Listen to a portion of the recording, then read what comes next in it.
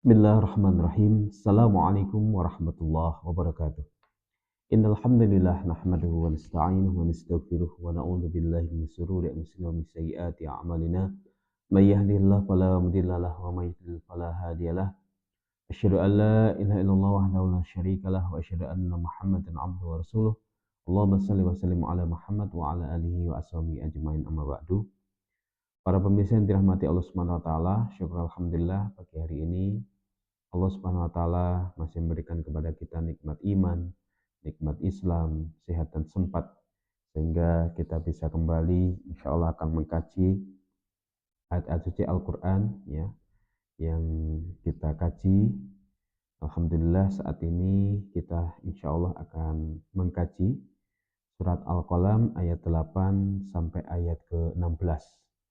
Semoga ikhtiar kita untuk mendalami mentadaburi ayat-ayat suci Al-Quran ini juga mendatangkan hidayah dan taufik dari Allah Subhanahu wa taala sehingga Al-Quran bisa kita pahami dan kita bisa praktekkan dalam kehidupan sehari-hari kita. Sehingga Al-Quran ya sesuai dengan tujuannya diturunkan untuk diamalkan, ya, bisa kita lakukan tidak hanya sekedar untuk dibaca saja. Baik, kita akan bahas ayat demi ayat. A'udzu billahi minasyaitonir rajim. Bismillahirrahmanirrahim. Fala tuti'al mukadzibin waddu law tudhinu fayudhinun wala tuti' kulla halafin mahin hammazim masya'im binamim manna'il lil khairi mu'tadin asim utullim ba'da dzalika zalim an kana dza malin wa banin idza tutla 'alaihi ayatuna qala asatirul awwalin sanasimuhu 'alal khurtum. Baik, fala tuti'il mukadzibin, maka janganlah kamu taati orang-orang yang mendustakan ayat-ayat Allah. Ya. Dalam ayat 1 sampai 7, Allah Subhanahu wa taala telah menjelaskan ya bahwa Nabi Muhammad SAW bukanlah orang yang gila sebagaimana yang dituduhkan oleh orang-orang musyrikin Mekah. Bahkan Nabi Muhammad SAW diberikan nikmat kenabian, berada pada akhlak yang mulia, dan yang sesat itu sesungguhnya adalah orang-orang musyrikin Mekah yang mengatakan Nabi itu gila. Maka setelah ditetapkan, ya, diberikan peneguhan oleh Allah Subhanahu wa taala, ya Allah memerintahkan kepada Nabi Muhammad untuk tidak mengikuti orang-orang yang sering mendustakan ayat-ayat Allah. Waddu law tudhinu fayudhinun. Mereka menginginkan ya agar engkau bersikap lunak, maka mereka akan bersikap lunak pula. Mereka berangan-angan ya supaya Nabi Muhammad SAW ini bersikap lunak ya kepada mereka. Bersikap lunak kepada mereka untuk tidak menghina Tuhan-Tuhan orang-orang Mekah, yaitu para berhala-berhala itu. Untuk kemudian Nabi Muhammad ya memberikan kebebasan kepada mereka untuk menyembah Tuhan-Tuhan mereka dan tidak melarang untuk menyembah-nyembah berhala-berhala mereka. Tapi ini tentu ya, bertentangan dengan dakwah tauhid, bahwa tauhid itu adalah hanya menyembah Allah Subhanahu wa taala ya dan meniadakan Tuhan selain Allah Subhanahu wa taala. Ya, sebagaimana dalam syahadatul la ilaha illallah, tidak ada Tuhan selain Allah. Maka itu adalah harga mati dan tidak mungkin ditawar lagi. Dan itulah dakwah Nabi Muhammad, dakwah tauhid. Ya, ketika Nabi Muhammad berdakwah di Makkah selama 13 tahun, yang didakwahkan adalah dakwah tauhid. Sampai ketika Nabi Muhammad SAW ya, dalam dakwahnya dan kemudian orang-orang musyrikin Mekah ya, kesulitan untuk membendungnya, maka pemuka-pemuka Mekah mendatangi mengajak Abu Thalib sebagai paman Nabi, orang yang paling dekat dengan Nabi, untuk merayu Nabi Muhammad supaya menghentikan dakwahnya. Bahkan diberikan tawaran-tawaran duniawi yang sangat menggiurkan. Kalau Nabi Muhammad ingin ya, kekuasaan, ya, maka Nabi Muhammad akan diangkat menjadi raja orang-orang Mekah. Kalau Nabi Muhammad ingin wanita, ya, maka Nabi Muhammad diminta untuk memilih anak-anak orang-orang Mekah yang cantik-cantik, silahkan diambil untuk dijadikan istrinya. Kalau Nabi Muhammad ingin harta, maka akan dikumpulkan harta orang-orang Mekah, ya, kemudian diberikan kepada Nabi Muhammad. Namun tawaran itu semua ditolak.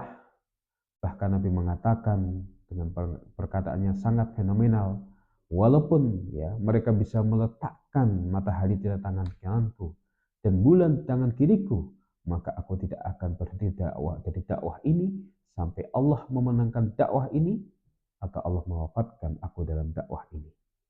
Satu jawaban yang sangat teguh, ya, yang sangat mantap, ya, sesuai dengan prinsip tauhid.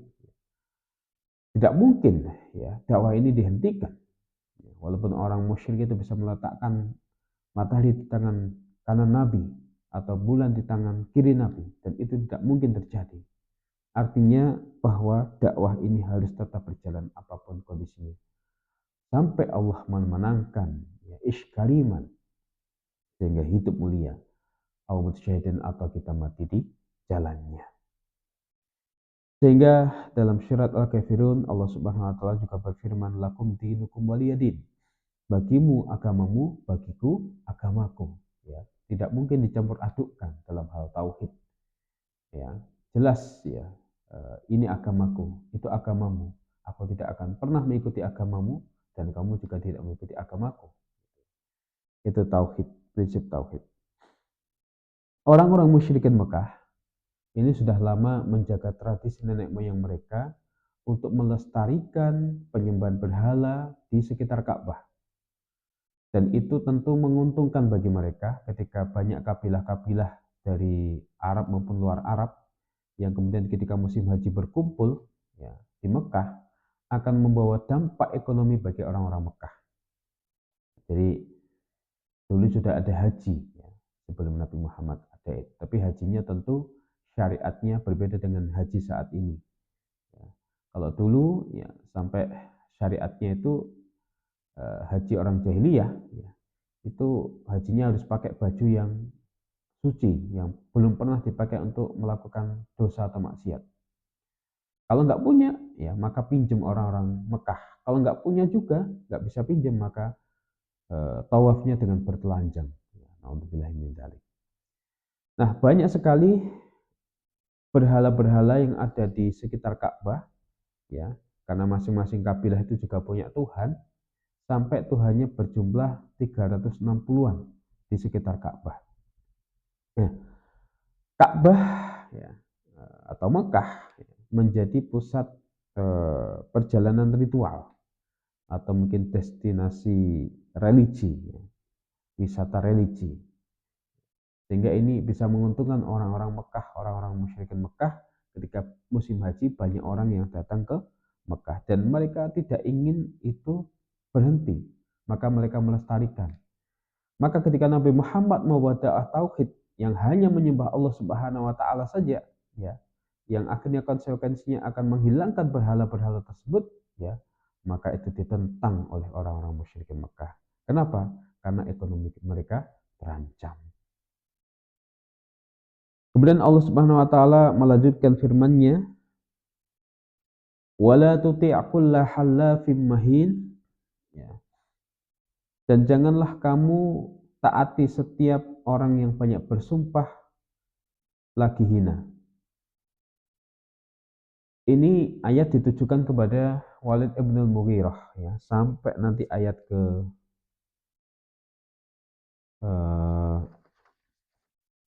ke-15. Jadi ayat ke-10 sampai ayat ke-15 ini nanti akan ditujukan kepada Walid ibn al-Mughirah. Walid ibn al-Mughirah ini adalah bapaknya Khalid bin Walid.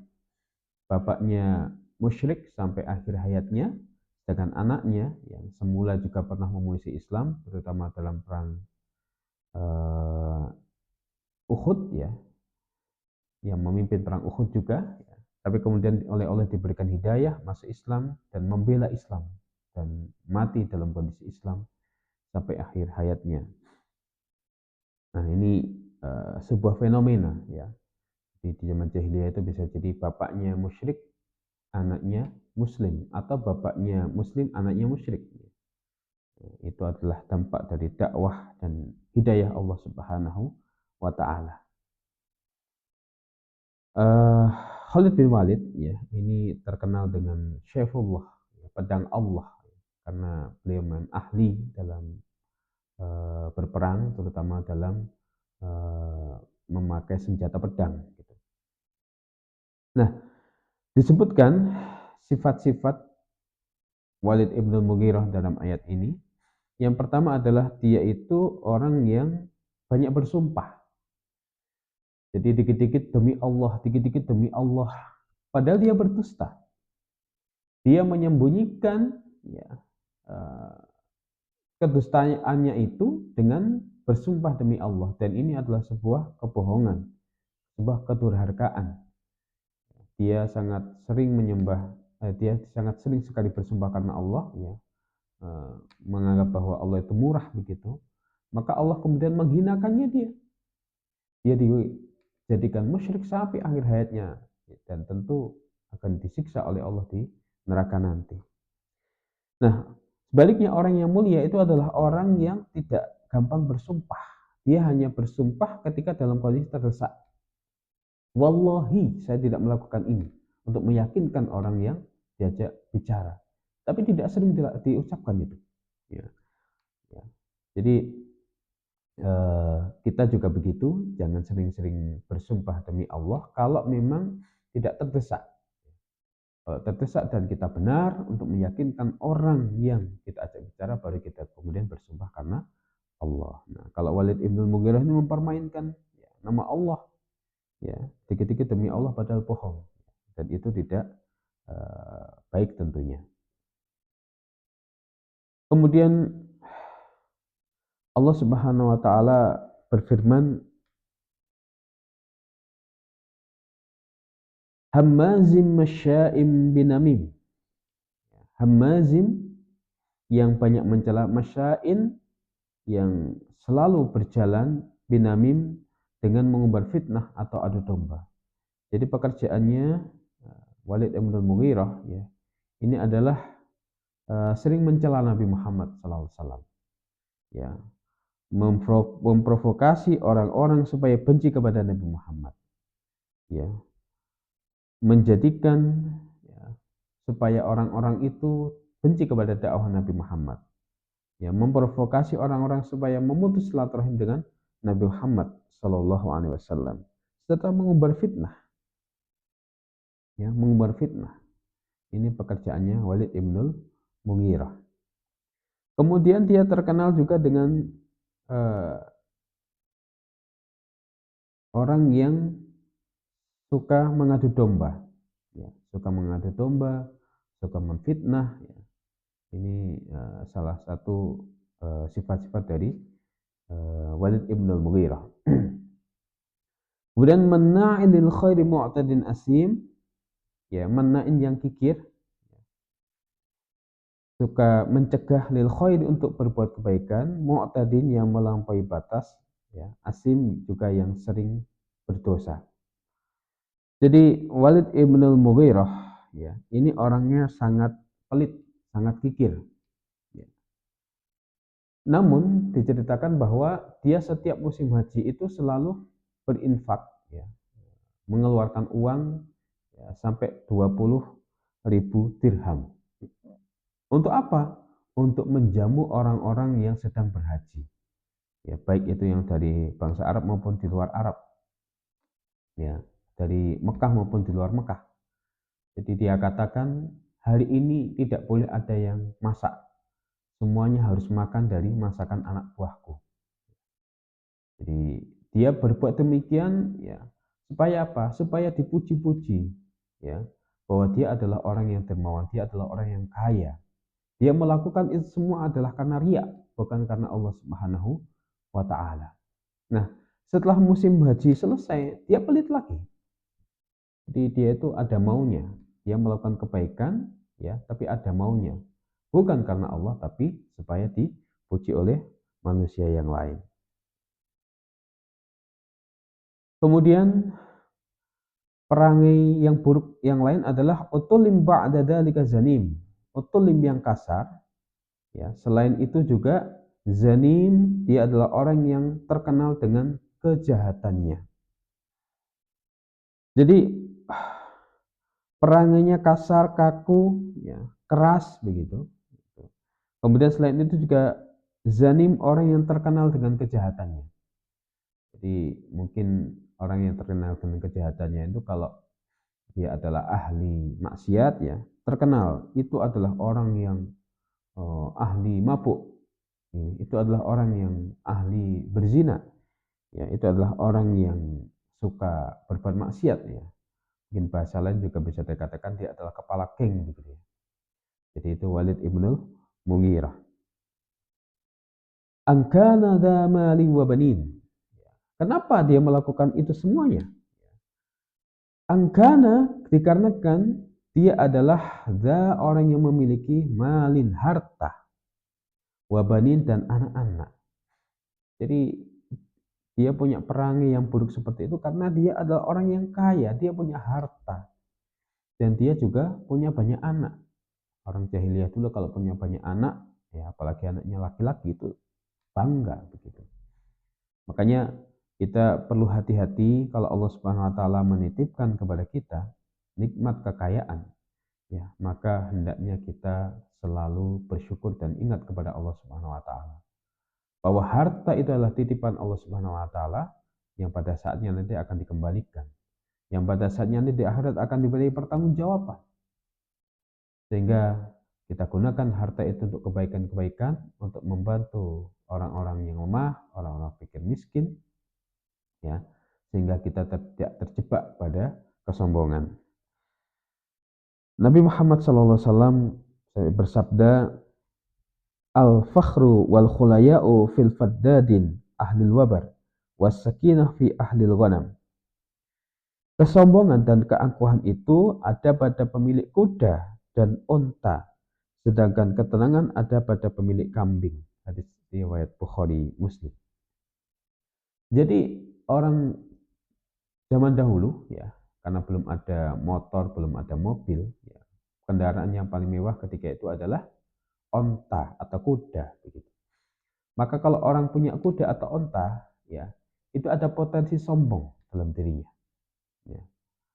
Kalau dia adalah orang yang beriman, ya, tentu dia akan bisa berupaya untuk bisa mengurangi potensi-potensi itu supaya dia tidak sombong, ya. Dan dia menyadari bahwa kesombongan itu, ya, akan menjadikan dia terhalang dari mendapatkan baunya surga, walaupun sombongnya hanya sebiji zarrah saja, ya, dia akan berhati-hati. Tapi bagi orang-orang yang tidak beriman, maka dia akan dimungkinkan sekali dia akan sombong. Nah, kalau zaman sekarang mungkin ibaratnya adalah orang yang punya mobil, mungkin mobilnya mewah, ya. Maka ini ada potensi kesombongan ketika melihat saudaranya, ketika melihat temannya, ya, yang tidak punya mobil sebagaimana dia, mungkin masih pakai motor atau mungkin pakai sepeda pancal, ya. Maka ini harus hati-hati, ya. Jangan sampai kemudian, ya, dia memakai mobilnya dengan niatan pamer, ya, sehingga kemudian menjadikan dia sombong. Na'udzubillahi min dzalik. Idza tutla alaihi ayatuna qala asatirul awwalin. Idza apabila tutla dibacakan alaihi kepadanya ayatnya ayat-ayat kami, qala dia berkata, asatirul itu adalah dongeng-dongeng al-awwalin, orang-orang terdahulu. Al-Walid ibn al-Mughirah, ya, mengatakan bahwa Al-Quran itu adalah dongeng-dongeng umat terdahulu. Karena kalau dikatakan Al-Quran adalah mantra, nggak mungkin. Al-Quran dikatakan syair, ternyata lebih indah daripada syair. Maka kemudian dia, ya, menuduh bahwa Al-Quran itu adalah dongeng orang-orang terdahulu. Jadi menurut Walid ibn al-Mughirah, Al-Quran itu adalah dongeng ya, terkait dengan Nabi Isa, Nabi Musa dengan Fir'aun, bagaimana Nabi Adam diciptakan sebagai manusia pertama dan seterusnya. Padahal dongeng itu definisinya adalah cerita fiktif, khayalan, ya, yang tidak terjadi dengan sesungguhnya. Sedangkan Al-Quran ini diturunkan dengan sesungguhnya. Kalau menceritakan terkait dengan Nabi Adam, ya seperti dalam surat Al-Baqarah, bagaimana Allah Subhanahu wa Ta'ala menciptakan Nabi Adam, ya, kemudian diberikan ilmu-ilmu, ya, diberikan pengetahuan, kemudian malaikat diminta bersujud, itu adalah sesuatu yang nyata, yang benar, bukan dongeng lagi. Bagaimana cerita ketika Nabi Musa, ya, bersama dengan Fir'aun ketika dikejar oleh Fir'aun, kemudian Nabi Musa diminta untuk membelah lautan, dengan terbelah lautan. Kemudian Musa lari bersama dengan Bani Israel menyeberangi lautan tersebut dan Fir'aun mengikutinya di belakang. Kemudian Allah memerintahkan kepada Musa untuk memukulkan tongkatnya dan kemudian lautan kembali menutup dan Fir'aun tenggelam di Laut Merah. Itu adalah sesuatu yang nyata, bukan dongeng lagi. Ya. Jadi anggapan bahwa Al-Quran adalah dongeng umat terdahulu atau orang-orang terdahulu itu adalah salah. Karena Al-Quran ini nyata, Al-Quran ini benar, ya, tidak mungkin bicara terkait dengan khayalan, ya. Itu dongeng. Ya. Kemudian Allah Subhanahu wa taala melanjutkan firman-Nya, sanasimu alal khurtum. Ya, kelak, ya, kami akan berikan tanda pada Walid bin Mughirah ini, ya, pada belalainya. Belalai itu kalau gajah itu ada belalainya, tapi kalau manusia nggak ada belalainya, maka ini adalah sebuah ibarat. Ya, berarti yang dimaksud belalai di sini adalah hidung. Ya, gitu. Allah Subhanahu wa taala kalau pada hari kiamat akan memberikan tanda keburukan, ya, pada hidungnya Walid ibnul Mughirah, ya.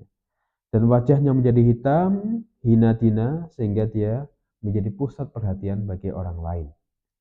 Ya, ini juga memberikan pelajaran kepada kita, orang yang di dunia itu kejahatannya sangat luar biasa, nanti di akhirat juga diberikan siksaan yang luar biasa dan diberikan tanda khusus. Orang yang top kejahatannya di dunia akan juga top siksanya nanti di akhirat, ya. Sehingga kita berupaya untuk menghindari sifat-sifat buruk, ya, yang disebutkan Al-Qur'an, ya, yang itu ditujukan kepada Walid ibn Mughirah. Di antaranya adalah dia suka mencela, kemudian suka mengumbar fitnah, mengadu domba. Kemudian dia juga orangnya pelit dan mencegah orang untuk berbuat baik dan suka berbuat dosa. Kemudian sifat buruk yang lainnya adalah orangnya kasar, ya. Setelah itu juga zanim, terkenal dengan kejahatannya. Kalau terkenal dengan kebaikannya, alhamdulillah. Kalau terkenal kejahatannya, naudzubillah. Kemudian itu semua, ya, kenapa Walid ibn Mughirah bisa seperti itu? Di antaranya adalah karena dia mempunyai banyak harta dan juga banyak anak, ya. Sehingga oleh Allah Subhanahu wa taala, ya, diberikan kelapangan itu bukannya dia menjadi beriman, ya, taat kepada Allah, justru banyak kemaksiatan-kemaksiatan, sifat-sifat buruk yang dimilikinya. Bahkan dia mengatakan bahwa Al-Quran itu adalah dongeng-dongeng orang terdahulu. Padahal itu semua tidak benar. Maka Allah Subhanahu wa taala memberikan kepada dia tanda keburukan di hidungnya, ya, pada hari kiamat kelak dan ketika di neraka kelak. Demikian yang bisa kami sampaikan, semoga bermanfaat. Wabillahi taufiq wal hidayah. Wassalamualaikum warahmatullahi wabarakatuh.